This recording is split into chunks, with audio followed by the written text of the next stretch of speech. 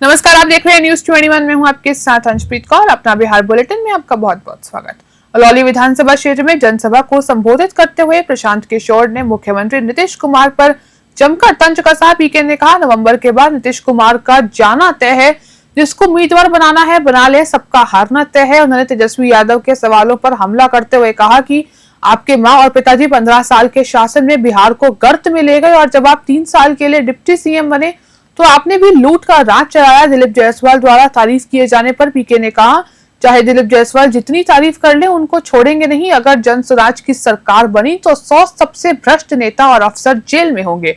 खगड़िया से राजीव कुमार की रिपोर्ट।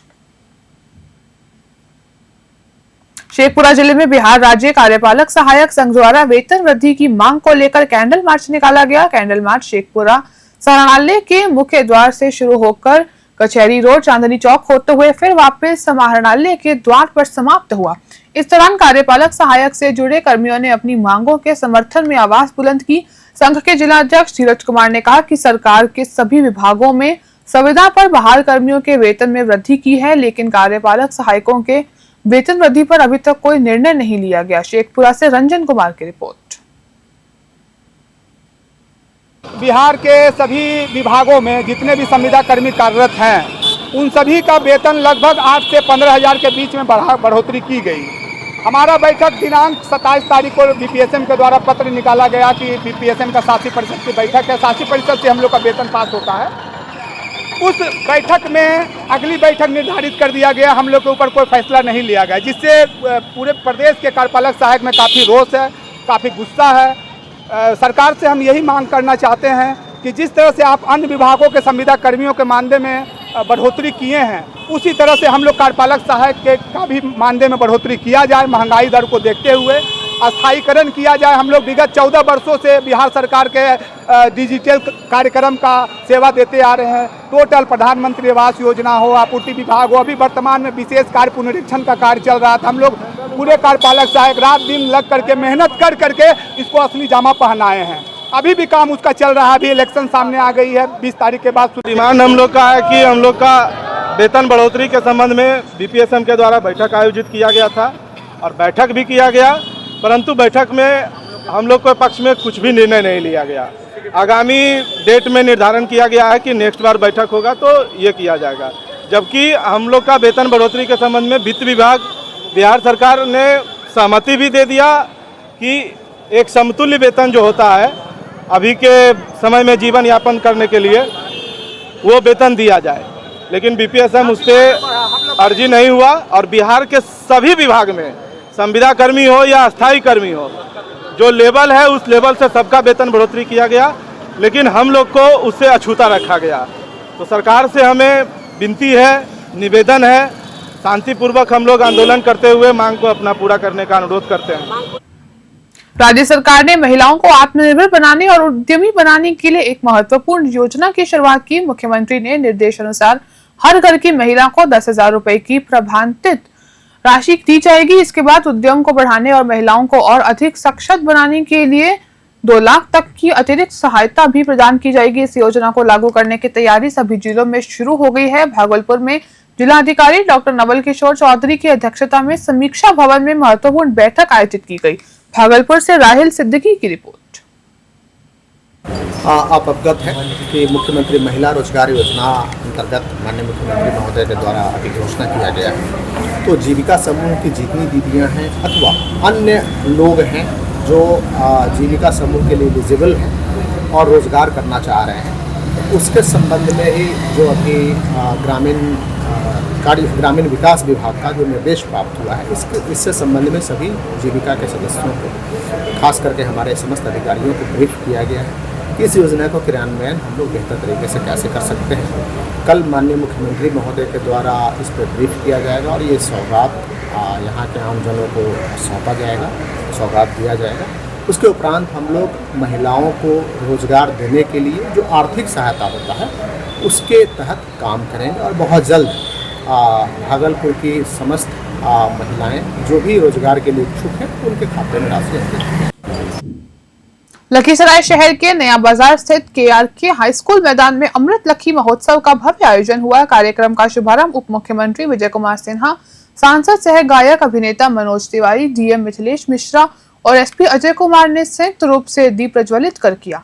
मुख्य अतिथि के तौर पर पहुंचे मनोज तिवारी ने एक से बढ़कर एक गीतों की प्रस्तुति दी। इस मौके पर उप मुख्यमंत्री विजय कुमार सिन्हा ने कहा कि अमृत लखी महोत्सव सिर्फ धार्मिक आयोजन एवं नहीं बल्कि आस्तिमिक और विरासत की वंदना है। जिला प्रशासन की ओर से सुरक्षा के पुख्ता इंतजाम किए गए थे। पूरा कार्यक्रम शांतिपूर्ण और भव्य माहौल में संपन्न हुआ।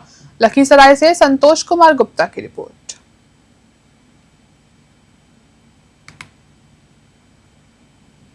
सालिमपुर थाना क्षेत्र के शाहपुर गांव के पास फोरलिंग पर पुरानी रंजिश में पूजा कर ट्रक से घर लौट रहे परिवार पर ताबड़तोड़ गोली फायरिंग की गई, जिसमें एक की मौके पर मौत हो गई जबकि 4 लोग गंभीर रूप से घायल हो गए, जिन्हें बेहतर इलाज के लिए पीएमसीएच रेफर कर दिया गया। वहीं घटना से आक्रोशित ग्रामीणों ने फोरलेन को जाम कर हंगामा कर रहे हैं।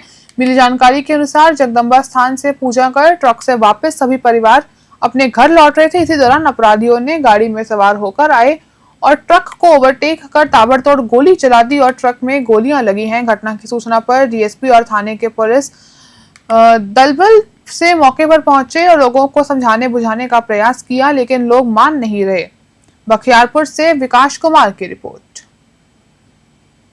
पूरी तरह से शिनाख्त की जाएगी। जो तकनीकी साक्ष्य है उसको भी संकलन करके हम लोग तकनीकी अनुसंधान के साथ साथ सभी बिंदुओं पे हम लोग अनुसंधान करेंगे। और देखिए, परिवार के द्वारा जो आए विटनेस है, जो पूछताछ हम लोग के द्वारा प्रथम दृष्टया की गई है, उसके आधार पे 3 से 4 की संख्या में बताए जा रहे हैं। जो लोग इसी गाँव के शाहपुर, जो सालिमपुर थाना अंतर्गत शाहपुर गाँव है, वो लोग भी इसी गाँव के रहने वाले हैं और जो मृतक हैं वो लोग भी इसी गाँव के रहने वाले हैं। और पुरानी रंजिश को लेकर बात प्रकाश में आ रही है। सभी बिंदुओं पे हम अनुसंधान कर हम लोग कार्रवाई करेंगे, गिरफ्तारी करेंगे। फारबिसगंज बार एसोसिएशन और एडवोकेट एसोसिएशन की संयुक्त बैठक वकालत खाना परिसर में आयोजित हुई। बैठक की अध्यक्षता एडवोकेट एसोसिएशन के अध्यक्ष एडवोकेट विश्वजीत प्रसाद ने की। बैठक में दोनों संघों के अधिकारी और वकील उपस्थित रहे। बैठक में वकीलों ने कई मांगों को लेकर गंभीर चिंता जताई गई। बैठक में सर्वसम्मति के निर्णय लिया गया कि 9 सितंबर से वकील अनिश्चितकालीन आंदोलन के तहत न्यायिक कार्यों से अलग रहेंगे। इस दौरान दीवानी न्यायालय के अंतर्गत सब जज कोर्ट, मुंसिफ court, SDM court, DCLR court और एग्जीक्यूटिव कोर्ट से वकील न्यायिक कार्यों से अलग रहेंगे। 9 सितंबर को वकील अनुमंडल कार्यकाल परिसर में शांतिपूर्ण धरना प्रदर्शन करेंगे। फारबिसगंज से मुबारक हुसैन की रिपोर्ट। मैं Vishwajit Prasad, advocate association civil court Forbesganj का अध्यक्ष। ये हमारे मित्र हैं बार एसोसिएशन फारबिसगंज, राजेश वर्मा जी। हम लोग संयुक्त रूप से न्यायिक व्यवस्था को सुचारू रूप से चलाने के लिए काफी दिनों से संघर्ष किया। ये संघर्ष आज प्रारंभ नहीं हो रहा है। ये संघर्ष करते करते तो हम लोगों का उम्र मतलब जब 60 पार करके 62, 63, 65 पर चले गए हैं। कितने लोग बुढ़ा गए हैं, कितने लोगों का प्रैक्टिस छूट गया है। इस अनुमंडल का स्थापना 1990 से होने के बाद हम लोगों के साथ सिर्फ चिटबाजी कहा जाए, ठगने का प्रयास कहा जाए या झूठा प्रलोभन दे के आज तक रखा गया है। काफी संघर्ष करने के बाद एक सिविल कोर्ट का यहाँ शुभारंभ हुआ। छोटा सा सिविल कोर्ट के रूम में अभी 2 सिविल कोर्ट चल रहा है, सब जज और मुंसफ का। हम लोगों को बार बार प्रशासनिक पदाधिकारियों, चाहे अपर कोर्ट के जो पदाधिकारी हैं, उनके द्वारा ठगा जा रहा है। कभी कहा गया कि ये जो बिल्डिंग बनी है ये पूर्ण रूप से बना नहीं है, इसमें इंटरनेट नहीं लगा है, इसमें विलम्ब किया गया। कभी रास्ता का बहाना लेकर विलम्ब किया गया। बार बार विलम्ब की जाती रही है। रिस्पेक्टिव जज के द्वारा ये कहे जाने के बाद कि हम लोग 3 महीना में यहाँ क्रिमिनल कोर्ट चालू कर देंगे, नहीं किया जाना हम सभी अधिवक्ताओं के लिए काफी दुखद है। इस कारण हम सभी अधिवक्ता क्षुब्ध होकर आगे निश्चय किए हैं कि हम लोग हड़ताल पर जाए। भागलपुर के गुमटी नंबर 1 क्षेत्र में रेलवे द्वारा अंडरपास निर्माण को लेकर स्थानीय लोगों में नाराजगी देखने को मिल रही है। कुछ दिन पहले रेलवे ने इस क्षेत्र में अतिक्रमण हटाने का अभियान चलाया था, जिसमें सैकड़ों लोगों को वर्षों से कब्जे की गई जमीन खाली करनी पड़ी थी। अब उसी स्थान पर अंडरपास का निर्माण किया जा रहा है, लेकिन स्थानीय लोगों का कहना है कि रेलवे द्वारा प्रस्तुत डिजाइन सही नहीं है। उनका मानना है कि यदि इस डिजाइन पर काम हुआ तो पूरे भिखनपुर क्षेत्र के लोगों को कई परेशानियों का सामना करना पड़ेगा। स्थानीय लोग रेलवे और प्रशासन से अंडरपास के डिजाइन पर पुनर्विचार करने की मांग कर रहे हैं। भागलपुर से राहिल सिद्दीकी की रिपोर्ट।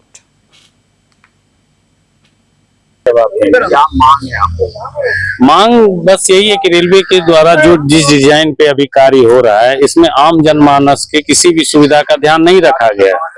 तो इस डायग्राम का हम लोगों का विरोध है।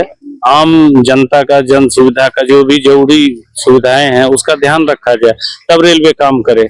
रेलवे के द्वारा हम लोगों को बरगलाया जा रहा है। वो जिस डिजाइन पे काम कर रहे हैं उसमें पूरे बिखनपुर के 2 लाख की आबादियों का जिंदगी ही नर्कमय हो जाएगा। उनकी जो है बहुत बड़ा एरिया है। 10 प्रतिमा की जो है कि यहीं पर यही रास्ता 1 नंबर देके जाती है और उसकी हाइट लगभग 15 फीट रहती है। तो वो समस्या है कि हम लोग प्रतिमा विसर्जन के लिए घाट पे, गंगा घाट पे किस तरीके से जाएंगे। ये तो हम लोग को नर्क में, रेलवे द्वारा नर्क में दिया जा रहा है बिकनपुर को। इसका समाधान किया जाए। अंडरपास की लंबाई चौड़ाई आप देख ही रहे हैं कि 7 फीट दे रही है उसकी चौड़ाई, और हाइट में दे रही है 10 फीट। उसमें तो प्रतिमा जो है कि विसर्जन के लिए रूट नहीं जा सकती उस पर कुंदन कुमार। अपना बिहार बुलेटिन में फिलहाल के लिए इतना ही। हम देखते रहिए न्यूज़ 21।